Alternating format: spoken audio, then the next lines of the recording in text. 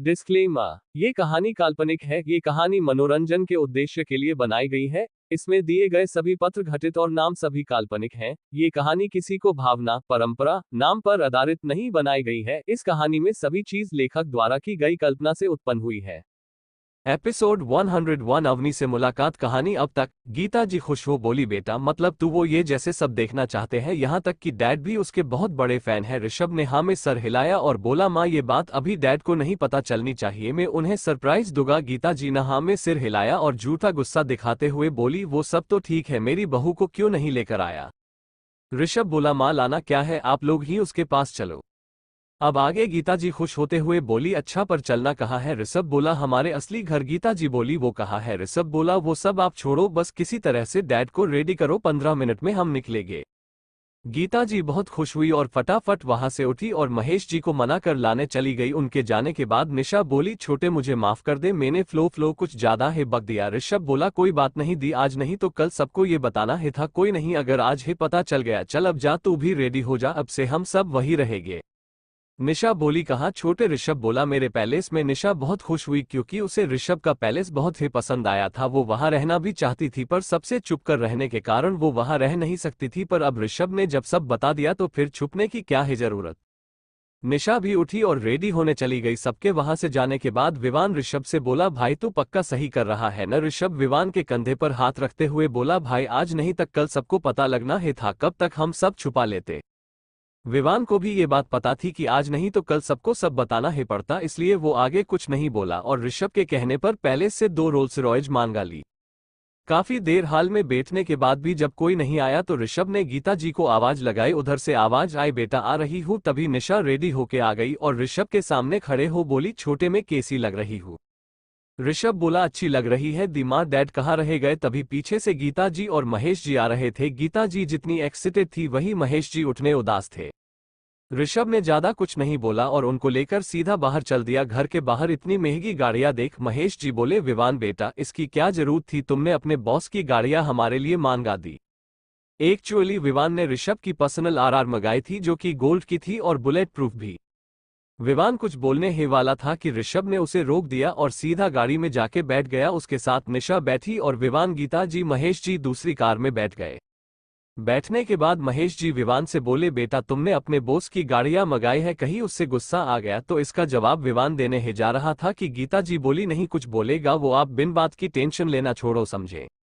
महेश जी गीता जी को घूरते हुए बोली, तुम्हें कुछ नहीं पता ये बड़े लोग कैसे होते हैं, तो तुम चुप ही रहो। गीता जी महेश जी की डांट सुन चुप हो गई। विवान बोला, अंकल जी मेरे बॉस को कोई देत नहीं होंगी, आप वो सब छोड़ दीजिए, आप बस सफर का आनंद लीजिए।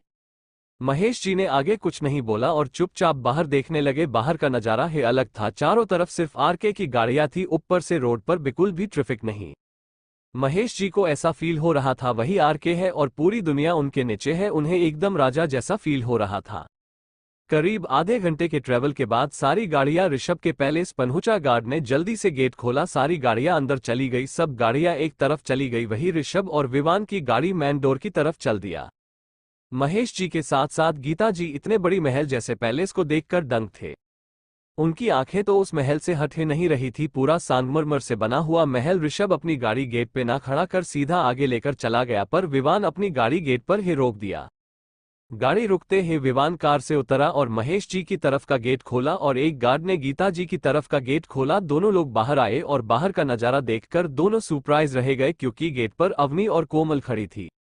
महेश जी बोले, बेटा ये हमें कहाँ ले आए हो, हमें तो हमारी बहू से मिलना था। वही हाल कुछ गीत जी का भी था, उन्हें समझ नहीं आ रहा था कि अवनी उनकी बहू है या कोमल। विवान बोला, अंकल पहले आप आइए तो सही। महेश जी और गीता जी अंदर की तरफ जाने लगे। महेश जी ऋषभ और निशा को ना देख बोले, वो दोनों कहाँ है। विवान बोला, आप चलिए, वो दोनों आते ही होंगे। महेश जी ने कुछ नहीं बोला और अवनी और कोमल के सामने जाके खड़े हो गए। दोनों ने महेश जी और गीता जी के पैर छुए। दोनों लोगों ने उन दोनों को आशीर्वाद दिया। अवनी बोली, मम्मी पापा अंदर आइए। अवनी के मुंह से मम्मी पापा सुनकर गीता जी और महेश जी को समझ आ चुका था उनकी बहू अवनी ही है। गीता जी तो बहुत खुश थी और कहीं न कहीं वो खुद अवनी को पसंद करती थी। वही महेश जी भी जिस बात से गुस्सा थे वो गुस्सा जैसा छू मंतर हो गया। अवनी दोनों लोगों को लेकर सीधे हाल में लगे सोफे के पास ले गई और बैठा दिया। एपिसोड 102 ऋषभ की असलियत। कहानी अब तक महेश जी ने कुछ नहीं बोला और अवनी और कोमल के सामने जाके खड़े हो गए। दोनों ने महेश जी और गीता जी के पैर छुए। दोनों लोगों ने उन दोनों को आशीर्वाद दिया। अवनी बोली, मम्मी पापा अंदर आइए। अवनी के मुंह से मम्मी पापा सुनकर गीता जी और महेश जी को समझ आ चुका था उनकी बहू अवनी ही है। गीता जी तो बहुत खुश थी और कहीं न कहीं वो खुद अवनी को पसंद करती थी। वही महेश जी भी जिस बात से गुस्सा थे वो गुस्सा जैसा छू मंतर हो गया। अवनी दोनों लोगों को लेकर सीधे हाल में लगे सोफे के पास ले गई और बैठा दिया। अब आगे गीता जी अवनी को देख बोली, बेटा इधर आओ। अवनी गीता जी के पास जा बैठ गई और बोली, जी मम्मी। गीता जी ने अवनी के कानों के पीछे एक टिका लगाते हुए बोली, किसी को नजर ना लगे मेरी बच्ची को। अवनी को कभी माँ का प्यार नहीं मिला था इसलिए वो भावुक हो गई। उसकी आंख थोड़ी थोड़ी नाम हो गई। गीता जी उसकी आंखों को देख बोली, बेटा क्या हो गया, रो क्यों रही हो, मैंने कुछ गलत बोल दिया क्या? अवनी अपनी आंखों को साफ करते हुए बोली, नहीं मम्मी जी कुछ नहीं हुआ, अपने ने कुछ गलत नहीं बोला। फिर थोड़ा सेड होते हुए बोली, वो क्या है ना, मेरी मोम नहीं है इसलिए मुझे पता नहीं माँ का प्यार कैसा होता है। गीता जी अवनी की बात सुन उसे गले लगाते हुए बोली, बेटा किसने कहा तुम्हारी मोम नहीं है, मैं हूं ना, मैं भी तो तुम्हारी माँ हूं। अवनी ने भी गीता जी को टाइटली हक कर लिया। थोड़ी देर बाद दोनों अलग हुए। अवनी बोली, आप लोग बैठो मैं कुछ खाने को मंगवाती हूँ। वो इतना बोलकर उठी और चली गई। महेश जी दोबारा विवान से बोले, विवान हम यहाँ क्यों हैं और ऋषभ कहाँ चला गया? तभी पीछे से ऋषभ बोला, मैं यहाँ हूँ। सबने गेट की तरफ देखा तो एक काला मास्क लगाए लड़का अंदर आ रहा था। गीता जी तो समझ गई ये ऋषभ ही है, पर महेश जी को समझ नहीं आ रहा था कि ये ऋषभ है या आरके, क्योंकि वो दिखने में बिल्कुल ऋषभ जैसा ही लग रहा था। ऋषभ सीधा महेश जी के सामने जाके खड़ा हो गया। महेश जी ऋषभ को देख खड़े हो बोले, सर आप यहाँ? ऋषभ उन्हें बैठने का इशारा करते हुए बोला, डैड ये मैं हूँ ऋषभ, और उसने अपना मास्क हटा दिया। महेश जी को समझ नहीं आ रहा था कि हो क्या रहा है। वो ऋषभ पर गुस्सा करते हुए बोले, ये क्या मजाक बना रखा है तूने, कभी कुछ कभी कुछ। ऋषभ महेश जी को आराम से बैठाते हुए बोला, डैड आप पहले बैठो फिर मैं आपको सब कुछ समझता हूँ। महेश जी फिर शांति से बैठे और बोला, अब बोल क्या बोलना है। ऋषभ ने शुरू से लेकर अब तक जो हुआ सब उन्हें बता दिया। साथ में निशा ने भी बता दिया कि वो ऋषभ की कंपनी में डिजाइनर का काम करती है। सब कुछ जानने के बाद महेश जी को समझ नहीं आ रहा है कि उनके पीछे दुनिया में क्या क्या हो रहा है और करने वाले भी कोई और नहीं उनके बच्चे ही है। अब तक अवनी भी खाने पीने का सामान लेकर उनके पास आ गई। वो भी महेश जी को समझाने लगी सब कुछ। महेश जी को समझ नहीं आ रहा था कि वो खुश हो या दुखी। खुशी इस बात की कि उनका बेटा दुनिया का सबसे पावरफुल इंसान है, और दुख इस बात का कि पूरी दुनिया उसकी जान के पीछे पड़ी है। महेश जी बोला, बेटा मुझे ना आराम करना है, कोई रूम बता दे। मैं वहां चला जो ऋषभ ने पहले ही दोनों के लिए रूम रेडी करा रखा था। उसने एक मैड को इशारा किया और महेश और गीता जी को ऊपर भेज दिया। अवनी ऋषभ के साइड में खड़ी हो बोली, डेड को क्या हुआ है, उन्हें तो खुश होना चाहिए न। ऋषभ अवनी को देख बोला, हाँ होना तो चाहिए, और बात ही इतनी बड़ी है कि उन्हें पचाने में वक्त लगेगा। फिर सबने अपना अपना डिनर किया और सोने के लिए चले गए। ऋषभ ने मम्मी पापा के लिए डिनर उनके कमरे में ही भेजवा दिया था। नेक्स्ट मॉर्निंग ऋषभ अभी सो ही रहा था कि तभी उसका फोन बजा। ऋषभ ने नींद में ही फोन उठाया और हेलो बोला। उधर से विवान घबराई हुई आवाज में बोला, ऋषु जल्दी उठ, हम अभी के अभी मुंबई निकालना होगा। ऋषभ जो आधी नींद में था उसकी पूरी नींद खुल गई। वो बोला, हुआ क्या है? विवान बोला, वो सब बताने का वक्त नहीं है, 10 मिनट में रेडी होकर हेलीपैड पर मिल। ऋषभ ने भी ज्यादा कुछ नहीं पूछा और उठ कर मुंह हाथ धो कपड़े पहनने लगा। उसको इतनी शुभ शुभ रेडी होता देख अवनी बोली, आप इतनी शुभ शुभ कहाँ जा रहे हो? ऋषभ अवनी के पास आया और उसके माथे पर किस करते हुए बोला, स्वीट हार्ट कुछ जरूरी काम से मुझे मुंबई जाना है, तुम हर पर सब संभाल लेना। अवनी उसका हाथ पकड़ते हुए बोली, पर हुआ क्या है मुझे बता कर जाइए। ऋषभ बोला, स्वीट हार्ट मुझे भी नहीं पता, अच्छा मैं तुम्हें फोन करके सब बता दूंगा, अभी लेट हो रहा है, मुझे जाने दो। अवनी ने उसे छोड़ दिया। ऋषभ जल्दी से वहां से निकल गया और हेलीपैड पे गया। वहां विमान पहले से ही चौपर के बाहर उसका वेट कर रहा था। उसके आते ही दोनों हेलीकॉप्टर में बैठे और मुंबई के लिए निकल गए। हेलीकॉप्टर में ऋषभ विवान की तरफ देखते हुए बोला, क्या हुआ शुभ, तूने कुछ बताया नहीं? विवान ने एक गहरी सांस ली और बोलना शुरू किया, भाई डेविड ने इस बार बहुत बड़ी गड़बड़ कर दी है। Episode 103 day with the devil. कहानी अब तक। ऋषभ बोला, स्वीट हार्ट मुझे भी नहीं पता, अच्छा मैं तुम्हें फोन करके सब बता दूंगा, अभी लेट हो रहा है, मुझे जाने दो। अवनी ने उसे छोड़ दिया। ऋषभ जल्दी से वहां से निकल गया और हेलीपैड पे गया। वहां विमान पहले से ही चौपर के बाहर उसका वेट कर रहा था। उसके आते ही दोनों हेलीकॉप्टर में बैठे और मुंबई के लिए निकल गए। हेलीकॉप्टर में ऋषभ विवान की तरफ देखते हुए बोला, क्या हुआ शुभ, तूने कुछ बताया नहीं? विवान ने एक गहरी सांस ली और बोलना शुरू किया, भाई डेविड ने इस बार बहुत बड़ी गड़बड़ कर दी है। अब आगे डेविड का नाम सुनते ही ऋषभ के कान खड़े हो गए और उसकी आंखों में गुस्सा उतर आया। ऋषभ अपने दांत पीसते हुआ बोला, क्या किया? अब उसने विवान ऋषभ को संत करते हुए बोला, भाई पहले तो शांत हो, मैं सब बताता हूँ। ऋषभ थोड़ा शांत हुआ और एक गहरी सांस लेते हुए बोला, ठीक है। अब बाता विवान को बताने में घबराहट हो रही थी, फिर भी उसने कोशिश की और बोलना शुरू किया। भाई डेविड ने हर बार की तरह है तुझे परेशान करने के लिए हमारे बेस पर अटैक करा दिया। उसे कहीं से ये न्यूज़ मिल गई थी कि हमारे बेस पर अभी उतनी सिक्योरिटी नहीं है, इसलिए उसने अपने आदमियों से पता लगाकर हमारे बेस पर अटैक करा दिया। रुपए। ऋषभ को गुस्सा तो बहुत आ रहा था, फिर भी वो अपने आप को शांत रखते हुए बोला, मुझे ये बताओ हमारे बेस की लोकेशन लीक कैसे हुई? जहां तक मैं जानता हूं ये पॉसिबल ही नहीं कि हमारे बेस को कोई ढूंढ पाए। विवान भाई यही बात तो मुझे भी समझ नहीं आ रही कि हमारी सारी इंफॉर्मेशन लीक कैसे हो रही है। हम कुछ भी कर रहे हैं हमारे दुश्मनों को पहले ही पता लग जाता है। ऋषभ थोड़ा सोचते हुए बोला, एक काम कर, सर्वर से कनेक्ट कर और मेरा लैपटॉप लेके आ। विवान हेलीकॉप्टर में रखे ऋषभ के पर्सनल लैपटॉप लेकर आया और उसे दे दिया, फिर किसी को फोन कर सर्वर कनेक्ट करने को बोला। ऋषभ ने लैपटॉप खोला और उसमें फटाफट कुछ टाइप करने लगा। कुछ देर टाइपिंग करने के बाद ऋषभ ने लैपटॉप साइड किया और लैपटॉप में देखते हुए बोला, हेलो शिवा। उधर से शिवा बोला, जी बॉस, अपने आज हमें कैसे याद किया? ऋषभ बोला, वो सब छोड़, मेरी बात सुन ध्यान से। शिवा बोलिए बॉस, क्या हो गया? ऋषभ ने अब तक की सारी गड़बड़ सब कुछ शिवा को बताया। शिवा सब कुछ ध्यान से सुना रहा था। सब बोलने के बाद ऋषभ बोला, तेरे पास 5 दिन है, पता लगा मेरे दुश्मनों को मेरी न्यूज़ कैसे और कहां से मिल रही है। शिवा बोला, बॉस पता क्या लगाना, ये जो कुछ भी हो रहा है इसमें किसी आपके अपने का हाथ है। ऋषभ बोला, वो तो मुझे भी पता है, तभी बोल रहा हूँ, पता लगा कौन है वो? शिवा बोला, हो जाएगा बॉस। ऋषभ ने हाँ में जवाब दिया और फोन काट दिया। विवान जो कब से दोनों की बातें सुन रहा था वो बोला, भाई शिवा को इन्वॉल्व करना सही रहेगा क्या? तुझे पता है न, अगर उसे किसी ने तेरे से ज्यादा पैसे दिए तो वो सब बक देगा। ऋषभ बोला, मैं जनता हूँ वो सब बक देगा और मैंने जानबूझकर शिवा को इस काम के लिए चुना है। विवान को कुछ समझ नहीं आ रहा था ऋषभ करना क्या चाहता था। वो बोला, भाई मुझे कुछ समझ नहीं आ रहा, प्लीज थोड़ा सही से बताएगा। ऋषभ एक डेविल स्माइल के साथ बोला, भाई तू ये सब की टेंशन छोड़, तुझे बाद में सब खुद ब खुद समझ गया। विवान ने भी आगे कुछ नहीं बोला और ऋषभ से बोला, ये डेविड का क्या करना है? ऋषभ डेविड का नाम सुनते ही फिर गुस्से से लाल हो गया। वो बोला, पूरी स्वत टीम मुझे मुंबई बेस में चाहिए। विवान को समझ आ गया कि ऋषभ क्या करना चाहता है, पर उससे फिक्र इस बात की है कि डेविड अवनी के फादर है, इसलिए कहीं ऋषभ के एक्शन से अवनी और ऋषभ के बीच में लड़ाई ना हो जाए। इसलिए विवान ऋषभ से बोला, ऋषु देख तू क्या करना चाहता मैं समझ रहा हूं, पर अगर ये अवनी को सही नहीं लगा तो क्या करेगा? ऋषभ विवान की बात सुन सोचने लगा, फिर थोड़ी देर सोचकर उसने अपना फोन निकला और अवनी को फोन कर दिया। कुंद्रा पैलेस घर में सब उठ चुके थे, पर अवनी अभी घोड़े बेचकर सो रही थी। तभी उसका फोन बजा। उसने आधी सोई हुई हालत में ही फोन पिक किया और हेलो बोला। ऋषभ उसकी आवाज सुन समझ गया था कि वो अभी सोई हुई है। वो बोला, स्वीट हार्ट गुड मॉर्निंग, कब तक सोने वाली हो? अवनी बोली, आप शुभ शुभ फोन करके मुझे उठा रहे हैं, आपको कोई काम धंधा नहीं है?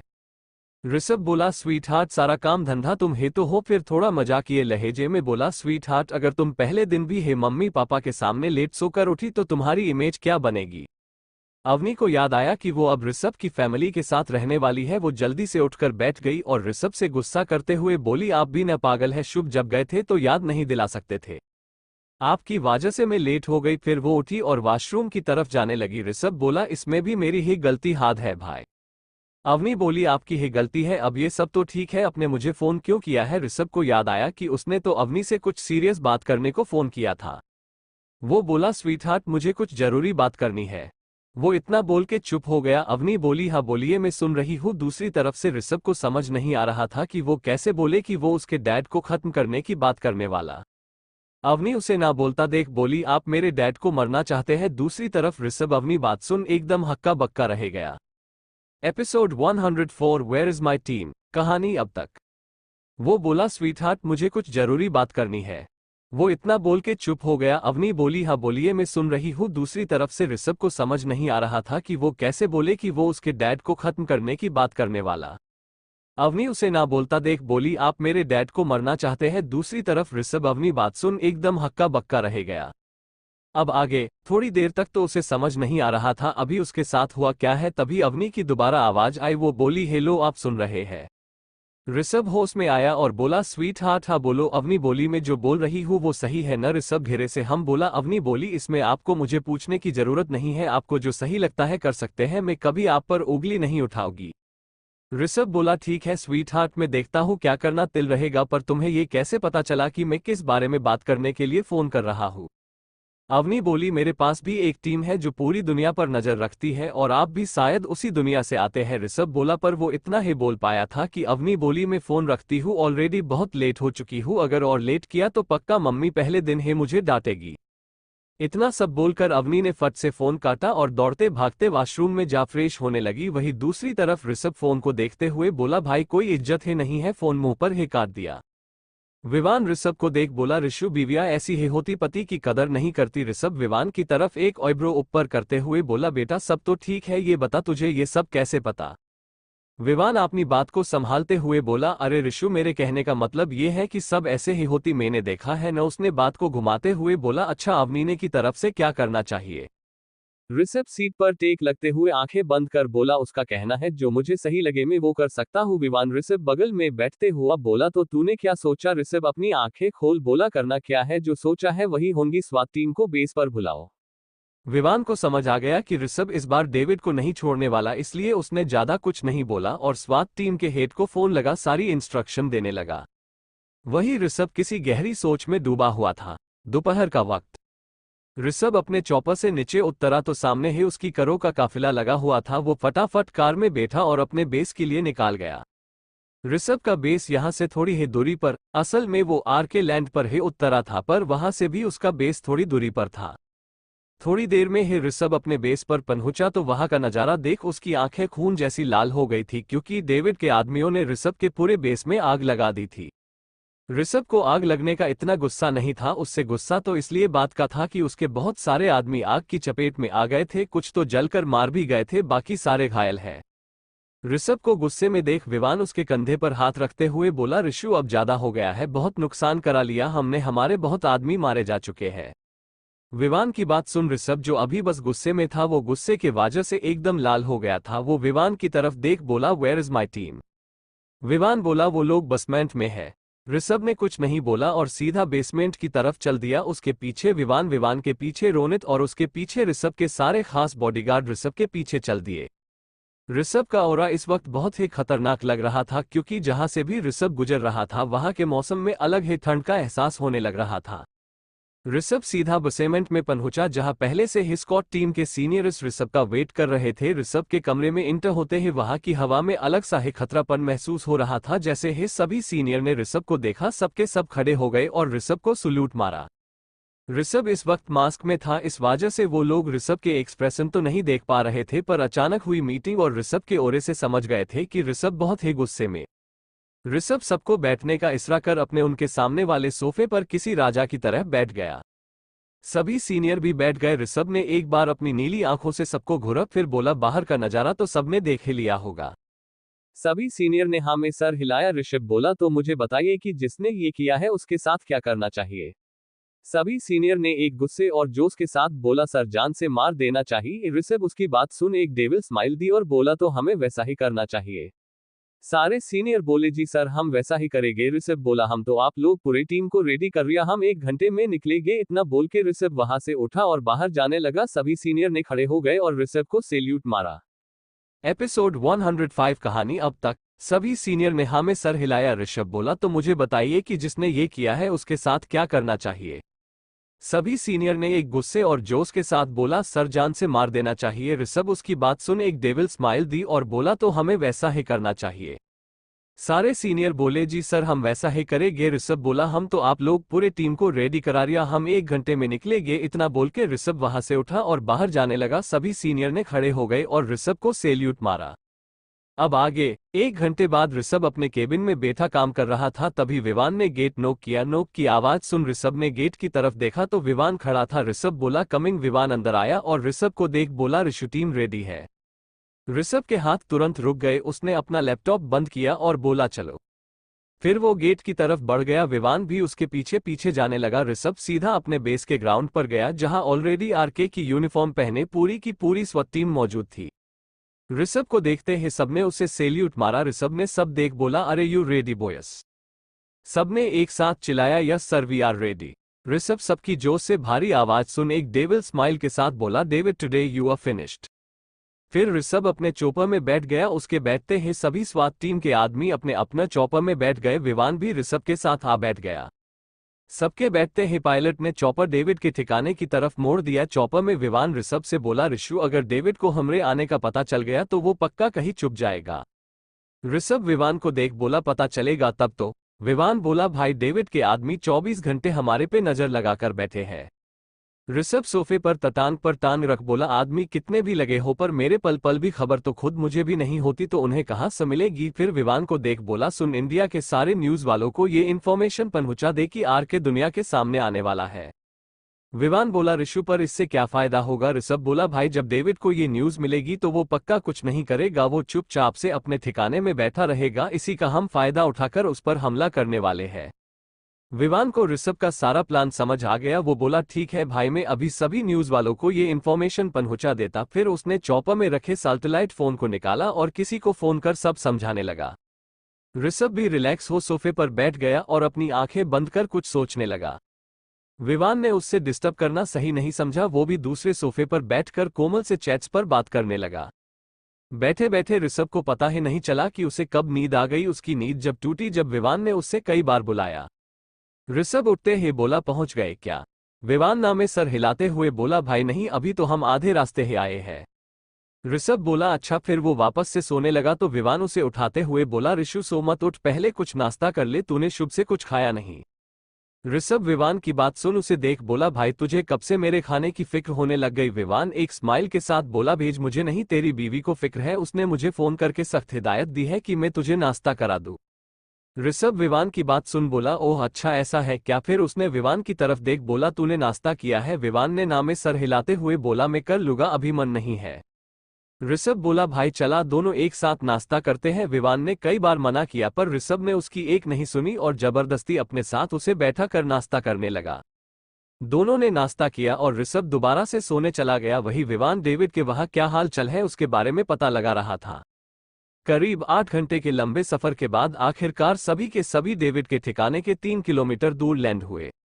लैंड होते ही स्वात टीम ने अपनी अपनी पोजीशन ले ली। विवान ने ऋषभ को उठाया और बाहर आने का बोल बाहर चला गया। ऋषभ फटाफट एक 3 पीस पहन बाहर आया और एक लंबी सांस लेते हुए बोला, बॉयज स्टार्ट द शो।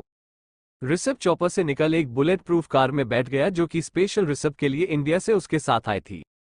पूरी की पूरी स्वात टीम दबे पांव डेविड के सारे आदमियों को ठिकाने लगते जा रहा थी और ऋषभ कार में बैठकर सब नज़ारे का आनंद ले रहा था। वहीं अपने पैलेस में बैठा डेविड बड़े आराम से रंग रलिया माना रहा था। तभी उसका बटलार भागते हुए अंदर आया और बोला, बॉस बॉस, हम पे किसी ने हमला कर दिया है।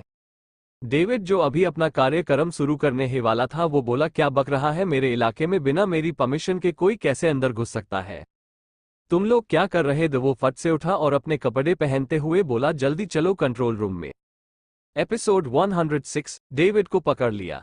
कहानी अब तक। तभी उसका बटलार भागते हुए अंदर आया और बोला, बॉस बॉस, हम पे किसी ने हमला कर दिया है। डेविड जो अभी अपना कार्यक्रम शुरू करने ही वाला था वो बोला, क्या बक रहा है, मेरे इलाके में बिना मेरी परमिशन के कोई कैसे अंदर घुस सकता है। तुम लोग क्या कर रहे थे। वो फट से उठा और अपने कपड़े पहनते हुए बोला, जल्दी चलो कंट्रोल रूम में। अब आगे डेविड का बटलर फटाफट डेविड के साथ कंट्रोल रूम की तरफ चल दिया।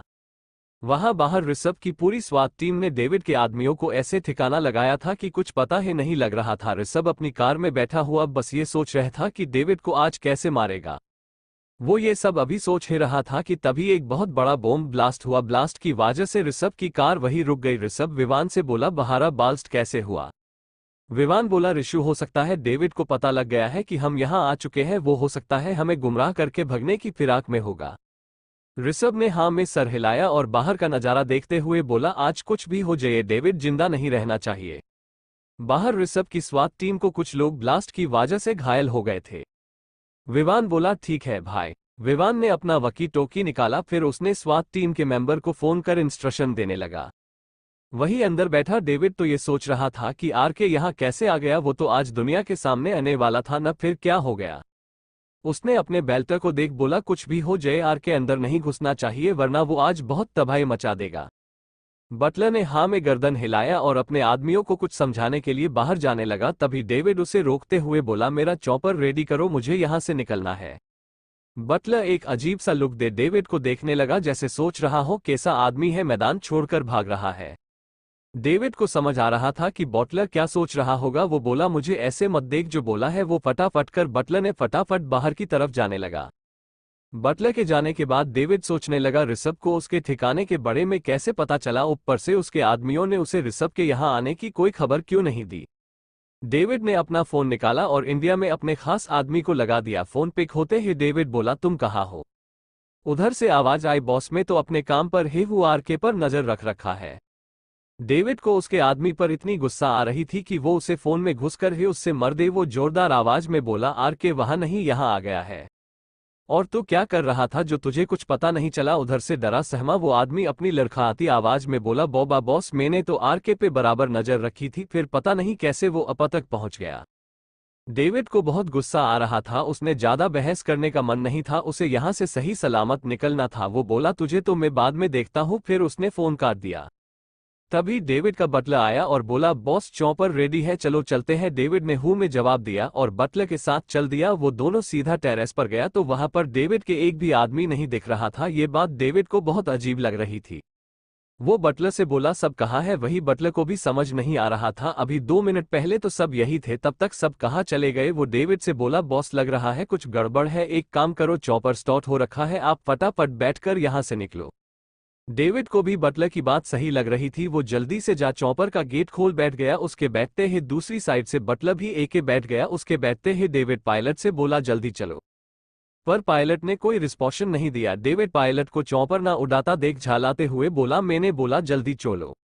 जब फिर भी पायलट ने कोई रिस्पॉन्स नहीं दिया तो डेविड ने उसे हिलाया तो उसके छूते ही पायलट की बोर की तरह एक साइड गिर गया। उसकी हालत देख डेविड समझ गया पायलट को कोई पहले ही निपटा चुका है। वो फटाफट चॉपर का गेट खोल बाहर कूदने ही वाला था कि उसके बटलर ने उसके सर पर बंदूक तान दी। डेविड को कुछ समझ नहीं आ रहा था उसके साथ हो क्या रहा है। बटलर बोला, बॉस नीचे उतरने की जरूरत नहीं है, आरके बॉस आपको खुद लेने आए हैं। तभी एक कोने से विवान और आरके के कुछ आदमी बाहर निकले। विवान सीधा पायलट की सीट पर जाके बैठ गया और स्वात टीम के मेंबर पीछे डेविड के ऊपर गुन तान कर बैठ गए। डेविड को बहुत गुस्सा आ रही थी, इस बात की नहीं कि ऋषभ ने उसे पकड़ लिया, बल्कि इस बात की उसके टुकड़ों पर पलने वाला उसी को आज काट खाने दौड़ पड़ा। वो बटलर को देख घूरने लगा। बटलर उसे घूरता देख उसकी नाक पर मरते हुए बोला, कमीने ऐसे क्या देख रहा है? एपिसोड 107 कहानी अब तक। बटलर बोला, बॉस नीचे उतरने की जरूरत नहीं है, आरके बॉस आपको खुद लेने आए हैं। तभी एक कोने से विवान और आग के कुछ आदमी बाहर निकले। विवान सीधा पायलट की सीट पर जाके बैठ गया और स्वात टीम के मेंबर पीछे डेविड के ऊपर गुन तान कर बैठ गए। डेविड को बहुत गुस्सा आ रही थी, इस बात की नहीं कि ऋषभ ने उसे पकड़ लिया, बल्कि इस बात की उसके टुकड़ों पर पलने वाला उसी को आज काट खाने दौड़ पड़ा। वो बटलर को देख घूरने लगा। बटलर उसे घूरता देख उसकी नाक पर मरते हुए बोला, कमीने ऐसे क्या देख रहा है? अब आगे डेविड अपनी नाक को सहलाते हुए बटलर को घूरते हुए बोला, तूने मुझे धोखा देके अच्छा नहीं किया, तूने जिस थाली में खाया उसी में छेद किया। बटलर डेविड की बात सुन स्माइल करने लगा और बोला, अबे गधे, में तेरा है आदमी था और तेरे लिए जान देने और लेने को रेडी था, पर तूने कभी मेरी कदर है नहीं की। वही आर के बॉस ने मुझे वो इज्जत जो मुझे मिलनी चाहिए थी और पैसा तो इतना दिया जितना तो मैं तेरे साथ रहकर पूरी जिंदगी नहीं कमा सकता था। डेविड बटलर की बात सुन हंसते हुए बोला, आरके ने तुझे इज्जत दी, अबे उसने तुझे यूज किया है मेरे तक पहुंचने में और कुछ भी नहीं। बटलर डेविड की बातों में आने लगा। उसे पार्टी चेंज करता देख स्वात टीम के मेंबर बोला, हमारे बॉस ने कभी किसी को यूज नहीं किया, बल्कि सबको वो रेस्पेक्ट दी जो उन्हें कहीं और नहीं मिलती। बटलर को समझ नहीं आ रहा था वो किसकी सुने। उसने अपना सर झटका और डेविड पर गुन पॉइंट करते हुए बोला, देख बे, मुझे तेरी बकवास में कोई इंटरेस्ट नहीं है, तो तू अपने मुंह का सटर बंद रख। उठ रही बात आर के बॉस की, तो वो तेरे से तो बहुत बेहतर है।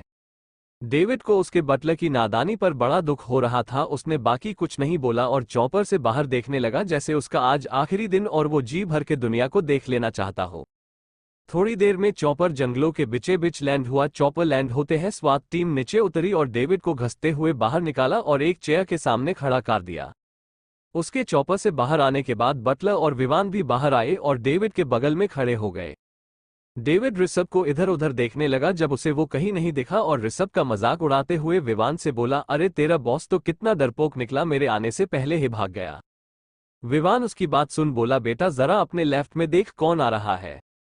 डेविड ने लेफ्ट में देखा तो ऋषभ अपना कोट सही करते हुए अपनी कार से नीचे उतर रहा था। डेविड को आज पहली बार ऋषभ को देखकर डर लग रहा था। ऋषभ सीधा डेविड के सामने रखी चेयर पर आके बैठ गया और डेविड को घूरने लगा। डेविड डर तो रहा था पर फिर भी उसका एटीट्यूड सर चढ़ के था। ऋषभ उसे कुछ ना बोलता देख विवान को एक इशारा किया।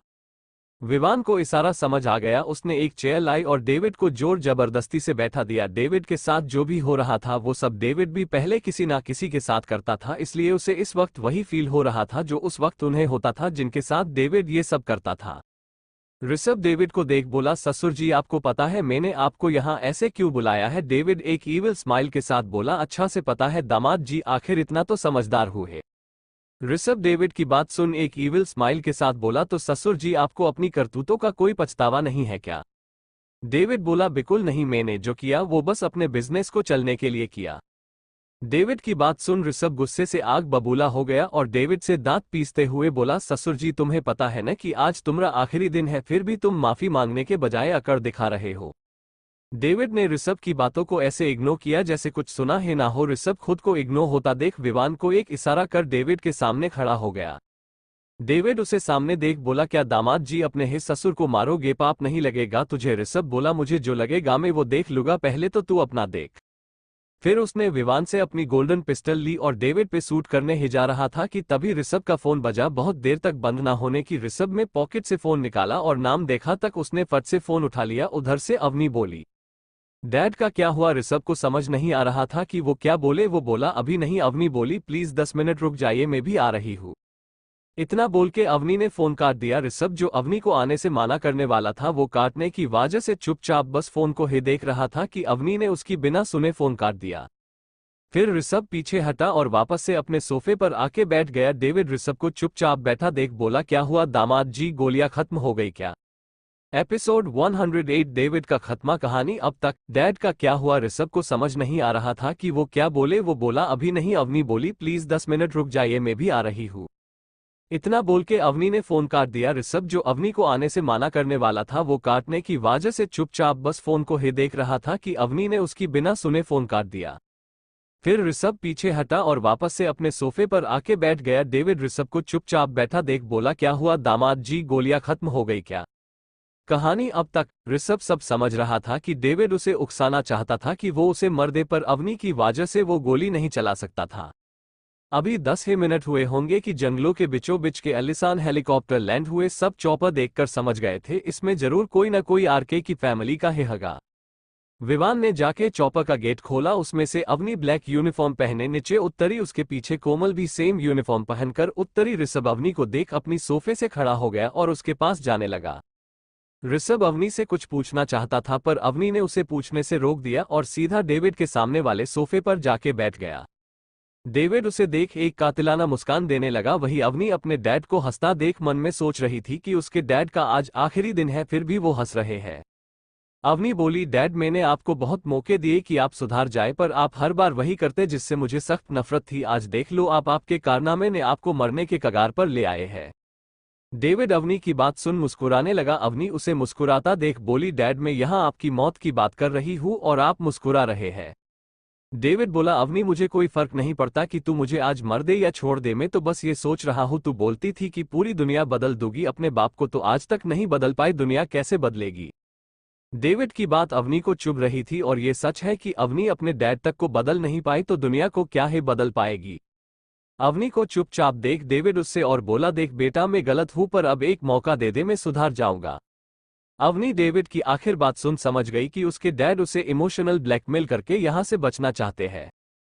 अवनी थोड़ी सी झुकी और डेविड की आंखों में देखते हुए बोली, डैड ये सब पेतरे मेरे पर नहीं चलने वाले, तो ये तो भूल जाओ आज आप जिंदा यहां से जा भी सकते हैं, क्योंकि अगर मैंने छोड़ भी दिया तो आरके उफ आपका दामाद आपको बिल्कुल नहीं छोड़ने वाला।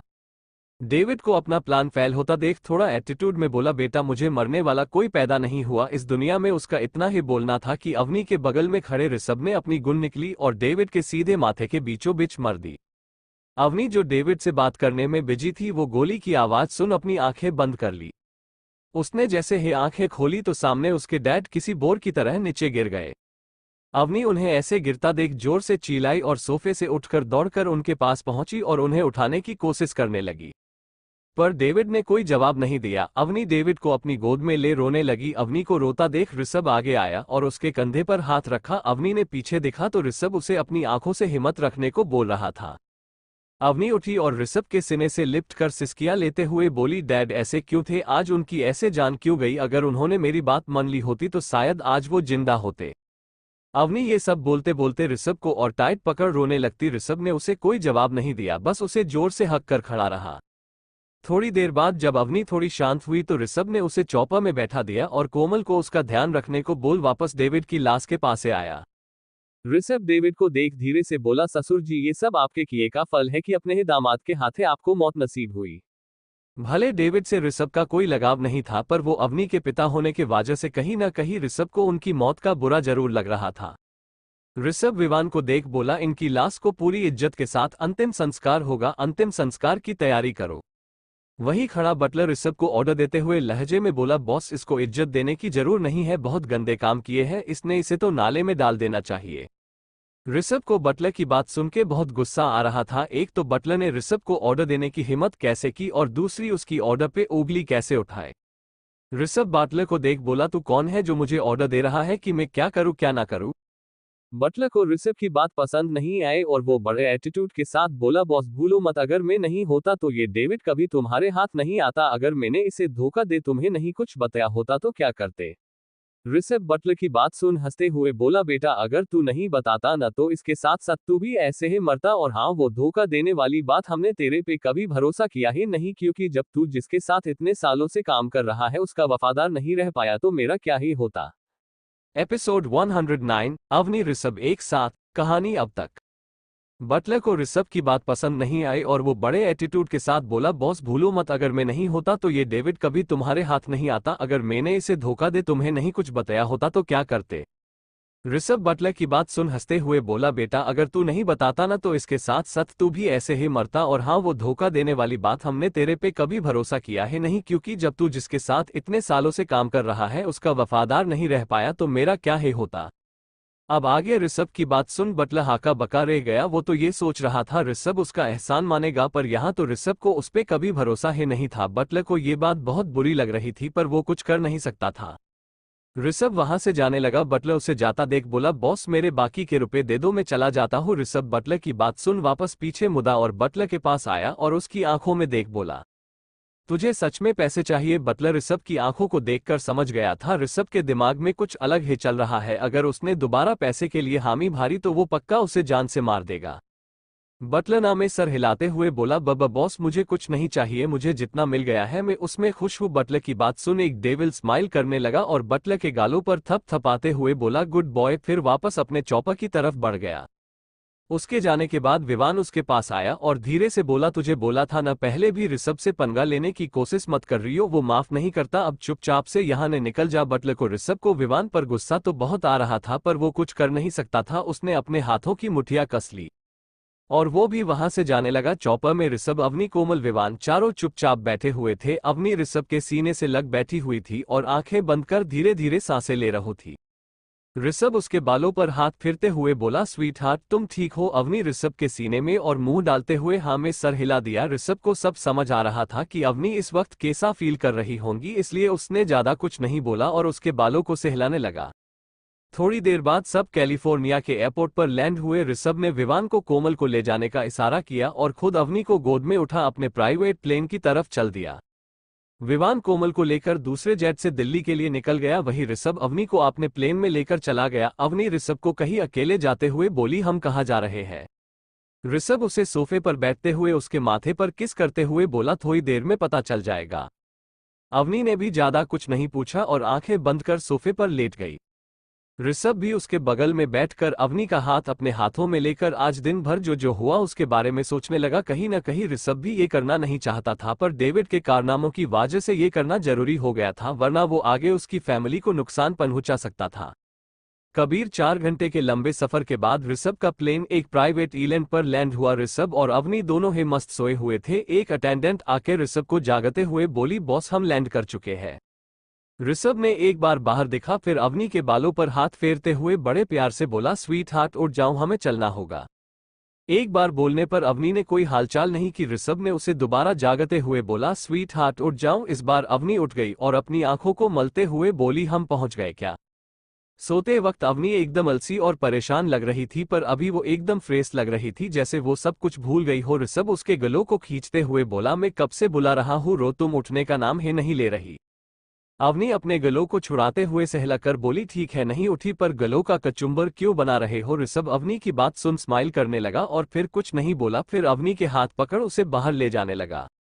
अवनी जैसे ही बाहर आई, बाहर का नजारा देख वो सब कुछ भूल गई। क्या हुआ था क्या नहीं, बाहर का नजारा इतना खूबसूरत था कि पूछो मत। चारों तरफ सिर्फ और सिर्फ फूल ही फूल थे। बीच में एक रनवे और दोनों तरफ अलग अलग किस्म के फूल और बड़े बड़े पहाड़ थे जहां से छोटे छोटे झरने बह रहे थे। अवनी वहां का व्यू देखकर कहीं खोसी गई थी। उसे वहां इतना सुकून मिल रहा था जो उसे कभी नहीं मिला। ऋषभ अवनी का हाथ पकड़ते हुए बोला, स्वीट हार्ट चलो। फिर दोनों सामने खड़ी अपनी मर्सिडीज में बैठ गए। ऋषभ ने ड्राइवर को इशारा किया, ड्राइवर कार को उन बीच दौड़ने लगा। अवनी तो बाहर का नजारा देखकर इतना खुश थी कि पूछो मत। वही ऋषभ अवनी को खुश देखकर खुश था। थोड़ी देर बाद दोनों की कार एक जगह रुकी। अवनी ने बाहर देखा तो एक छोटा सा लकड़ी का घर था जो दिखने में काफी खूबसूरत था। अवनी ने गेट खोला और बाहर उतर गई और उस घर और आसपास के जगह को देखने लगी। अवनी के उतरने के बाद ऋषभ भी उसके पीछे उतरा और ड्राइवर को जाने का इशारा किया। ड्राइवर इशारा समझकर वहां से चला गया। वही ऋषभ चुपचाप खड़ा हो अवनी को देख रहा था, जो वहां का नजारा देख काफी खुश लग रही थी। Episode 109 romance. कहानी। अब तक अवनी तो बाहर का नजारा देखकर इतना खुश थी कि पूछो मत। वही ऋषभ अवनी को खुश देखकर खुश था। थोड़ी देर बाद दोनों की कार एक जगह रुकी। अवनी ने बाहर देखा तो एक छोटा सा लकड़ी का घर था जो दिखने में काफी खूबसूरत था। अवनी ने गेट खोला और बाहर उतर गई और उस घर और आसपास के जगह को देखने लगी। अवनी के उतरने के बाद ऋषभ भी उसके पीछे उतरा और ड्राइवर को जाने का इशारा किया। ड्राइवर इशारा समझकर वहां से चला गया। वही ऋषभ चुपचाप खड़ा हो अवनी को देख रहा था, जो वहां का नजारा देख काफी खुश लग रही थी। अब आगे ऋषभ अवनी को लेकर सीधा उस घर के पीछे बने गार्डन में ले गया। वहां का नजारा काफी खूबसूरत था। चारों तरफ सिर्फ अलग अलग किस्म के फूल, पर पीछे के साइड एक नदी और उसके पीछे बड़े बड़े माउंटेन। अवनी ऋषभ की तरफ मुड़ी और उसके गले लग बोली, थैंक्स मुझे यहाँ लाने के लिए। ऋषभ ने उसे जोर से हक करते हुए बोला, स्वीट हार्ट इसमें थैंक्स की क्या बात है, मैंने अभी तक तुम्हें कहीं घुमाया नहीं था न, तो सोचा आज घुमा दूं। अवनी ऋषभ ने अलग हुई और पूछा, आपने ये सब कब प्लान किया? ऋषभ बोला, स्वीट हार्ट में घूमने के लिए तुम्हें यही लाने वाला था पहले, पर उस वक्त आ नहीं पाए तो इसलिए मैंने सोचा क्यों ना इस वक्त ही घुमा दिया जाए। अवनी फिर आगे कुछ नहीं पूछा और बाहर के नज़रों का आनंद अलने लगी। ऋषभ ने भी उसे पीछे से हक कर अपने सीने से लगा लिया। अवनी भलरे देख तो बाहर का नजारा थी, पर कहीं न कहीं उसके दिमाग में डेविड का ख्याल भी चल रहा था। अवनी ने थोड़ी देर बाहर का व्यू देख फिर एक गहरी सांस ले ऋषभ से बोली, क्या हम अंदर चले? वैसे भी रात होने वाली है। ऋषभ ने भी हाँ में सर हिलाया और दोनों अंदर चले गए। अंदर बहुत खूबसूरती से पूरे घर को सजाया हुआ था। हर तरफ कैंडल और गुलाब से पूरे घर को सजाया हुआ था। अवनी वो सब देख काफी अच्छा लग रहा था। अवनी पूरे रूम में घूम घूम कर चीजों को देखने लगी और वहां की खुशबू को महसूस करने लगी। ऋषभ अवनी के पीछे आके खड़ा हो गया और उसकी हरकतों को देखने लगा। थोड़ी देर देखने के बाद उसने अवनी को कमर से पकड़ अपने से चिपका लिया। अवनी तो एक मिनट के लिए संभाल ही नहीं पाई कि उसके साथ अभी क्या हुआ। जब तक उसे समझ आया तब तक वो ऋषभ की बाहों में थी। ऋषभ ने अवनी के बालों को कानों के पीछे करते हुए बोला, स्वीट हार्ट चलो कुछ खा लेते हैं, तुमने शुभ से कुछ नहीं खाया है। अवनी ने ना में सर हिलाते हुए बोली, नहीं मुझे अभी भूख नहीं है। ऋषभ अवनी की तरफ झुका और उसके कानों पर किस करते हुए बोला, स्वीट हार्ट अगर तुमने खाया नहीं तो मुझे कैसे झेलोगी, कहीं बेहोश हो गई तो। अवनी ऋषभ की बातों का मतलब अच्छे से समझ गई। वो बोली, ठीक है किधर है खाना, मैं खा लेती हूँ। ऋषभ अवनी के लिप्स पर हल्के से किस करते हुए बोला, गुड गर्ल। ऋषभ ने फोन निकाला और किसी और खाना लाने को बोल अवनी की आंखों में देखने लगा और बीच बीच में उसको किस करने लगा। थोड़ी देर में किसी ने बेल बजाए। ऋषभ को समझ आ गया कि उसका आदमी खाना लेकर आया होगा। उसने अवनी को छोड़ा और अपना मास्क लगा बाहर चला गया। बाहर एक बटलर खूब सारा खाने लगकर खड़ा था। ऋषभ ने सब कुछ उससे ले लिया और उसे जाने का बोल अंदर आ गया। ऋषभ सीधा डिनिंग तबेला की तरफ गया और खाना निकाल कर रखने लगा और सब सेट करने के बाद वो अंदर आया तो देखा अवनी विंडो से बाहर का नजारा बड़ी शांति से देख रही थी। ऋषभ अवनी को पकड़कर अपने करीब करते हुए बोला, स्वीट हार्ट चलो खा लो, खाना लग गया है। अवनी ऋषभ की तरफ मुड़ी और उसके लिप्ट कर बोली, थैंक, मेरी जिंदगी में आने के लिए आप नहीं होते तो मैं अब तक पूरी तरह से बर्बाद हो चुकी होती। ऋषभ को समझ नहीं आ रहा था अवनी ये क्या बहकी बहकी बातें कर रही है। उसने अवनी की बातों का कोई जवाब नहीं दिया और थोड़ी देर उसे गले लगाने के बाद बोला, स्वीट हार्ट चलो खा लेते हैं वरना सब ठंडा हो जाएगा। अवनी ने भी हाँ में सर हिलाया और दोनों डिनिंग तबेला पर बैठकर डिनर करने लगे। अवनी को ज्यादा मन नहीं था खाने का, इसलिए 2 चमचे खाने के बाद वो प्लेट में उठ पतंग चीजें करने लगी। ऋषभ ने जब देखा अवनी खाने की जगह उठ पतंग हरकतें कर रही है तो उसने उसे डांट लगाई और डांट सुन के अवनी ने अजीब सा मुंह बना खाने लगी।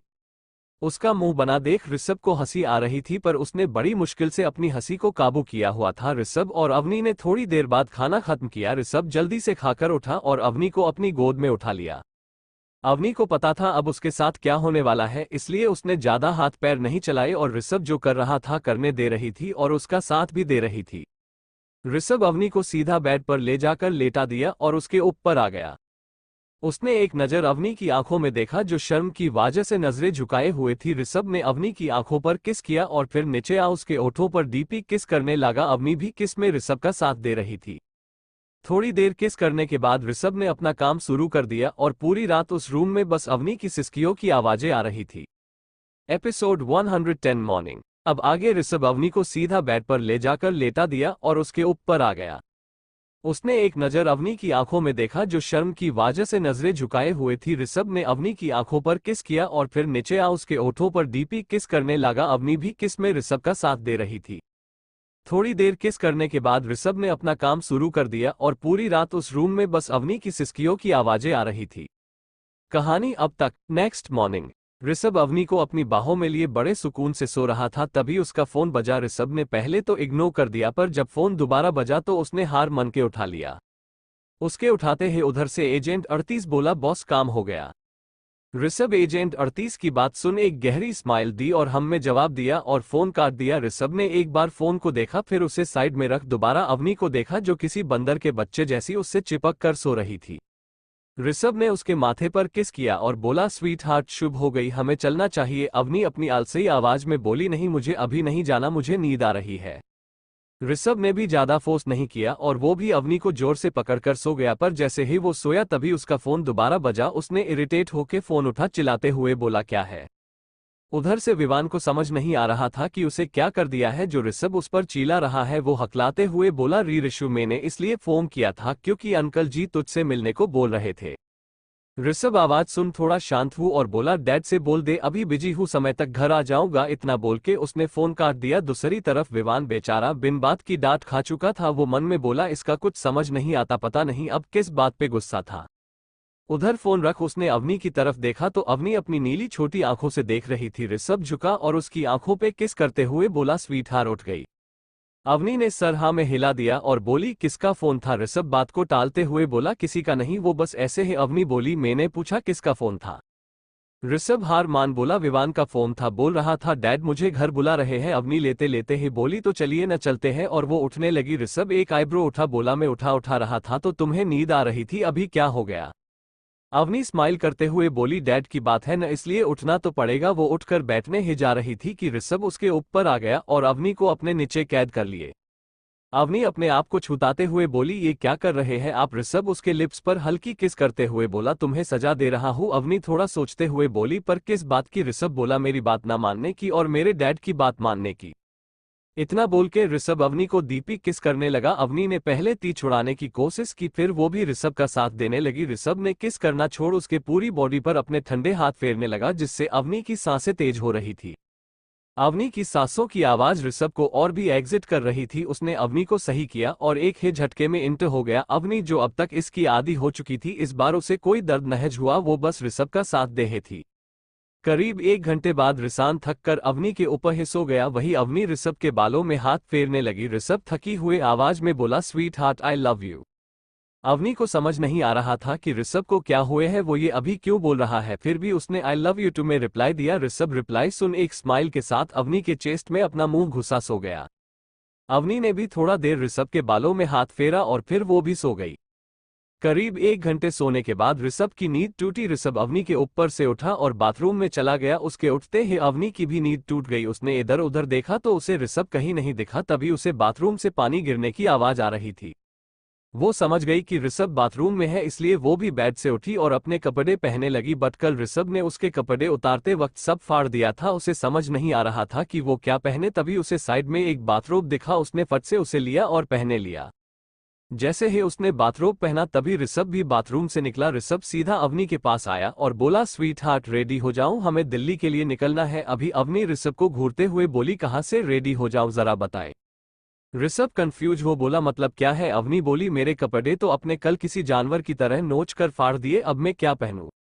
ऋषभ अवनी की बात सुन हंसने लगा और बोला, स्वीट हार्ट बस इतनी सी प्रॉब्लम। फिर उसने अवनी को अपनी गोद में उठा लिया और लेजर कबोर्ड के सामने खड़ा कर दिया और उसने कबर्ड जैसे ही खोला अवनी की आंखें खुली की खुली रह गई, क्योंकि अंदर अवनी के लिए सभी तरह की ड्रेस अवेलेबल थी, यहाँ तक कि ड्रेस के साथ मैचिंग शूज भी थे। अवनी बोली, ये सब यहाँ कैसे। ऋषभ बोला, मैंने बोला था ना स्वीट हार्ट, हम यहाँ आने वाले थे, मैंने तभी सब चीजें खरीद कर यहाँ रखवा दी थी। अवनी ने हमें सर हिलाया और अपनी ड्रेस देख खुश हो एक ड्रेस उठाए और रेडी होने चली गई, पर जैसे ही वो जाने को मुड़ी तभी ऋषभ ने उसका हाथ पकड़ लिया। इसी प्रकार का वीडियो सुनने के लिए हमारे चैनल को सब्सक्राइब करें और लाइक कमेंट करना ना भूलें।